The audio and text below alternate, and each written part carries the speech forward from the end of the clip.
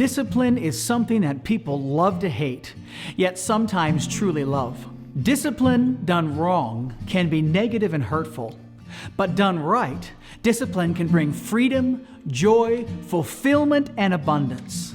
Let's see an example of how discipline is often misunderstood by looking at a story about a first grader who struggled with math. This boy refused to count and absolutely hated to add, so his parents tried a fun online math program, then brought him to a special math school, and finally hired a brilliant tutor, but all to no avail.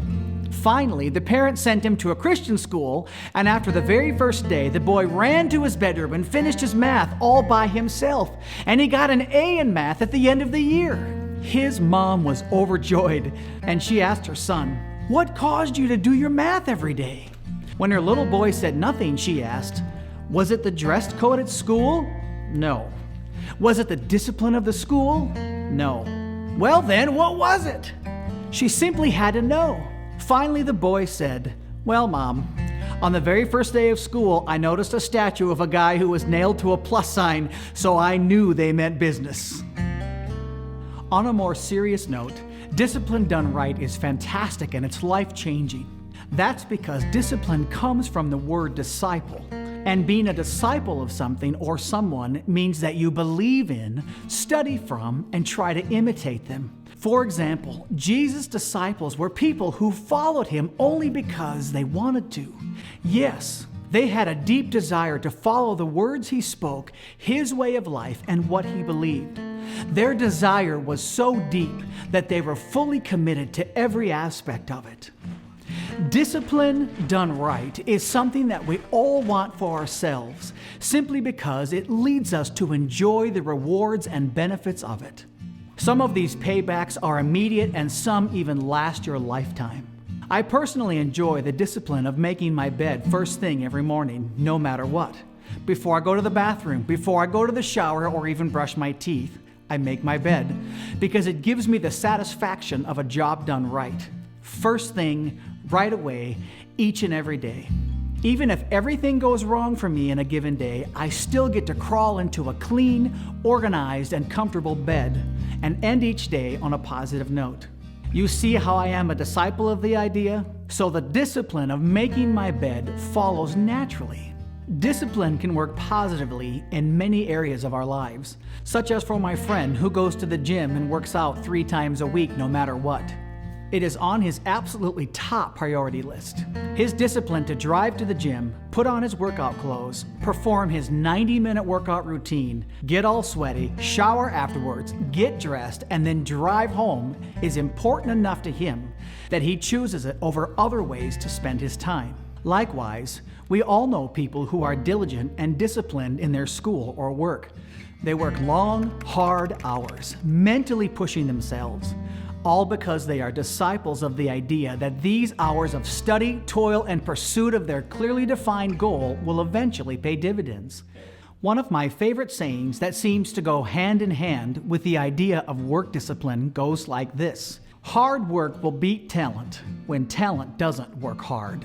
Notice how having discipline, being a disciple of an idea, requires deliberateness. This type of planning, choosing, and idea development done right usually brings us higher and helps us to be the very best version of ourselves. Perhaps this is why so many of the Bible's books talk so positively about discipline. The writer of Hebrews even quotes these words from Proverbs: "My child, don't reject the Lord's discipline and don't be upset when He corrects you. For the Lord disciplines those He loves, just as a father corrects a child in whom He delights." Pick me, pick me. I want to delight by being my best. On the other hand, we know, and God knows, that Satan, our enemy, only wants to steal, kill, and destroy us. He wants us to live as mere shadows of our potential so we will be no threat to him. He loves it when we flounder from a lack of discipline, lack of direction, and lack of purpose in our lives. No wonder why our loving God encourages us so many times to be strong and disciplined. Could God be any clearer than when He said, "For lack of discipline, a man dies. He will be lost because of his great stupidity."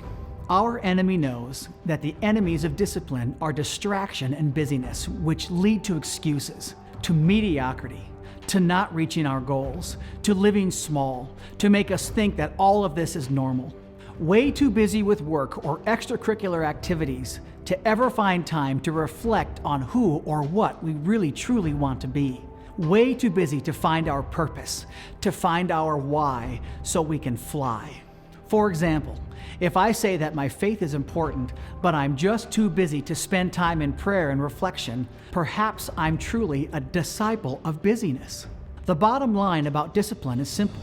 When we evaluate how we've spent our time or how we have spent our money, past tense, we get a chance to really see, with the benefit of perfect hindsight, what it is that we're truly disciples of. By doing this, we have the opportunity to rediscover what we've truly valued in the past, and we'll get a chance to decide if this is the direction we want to go in our future.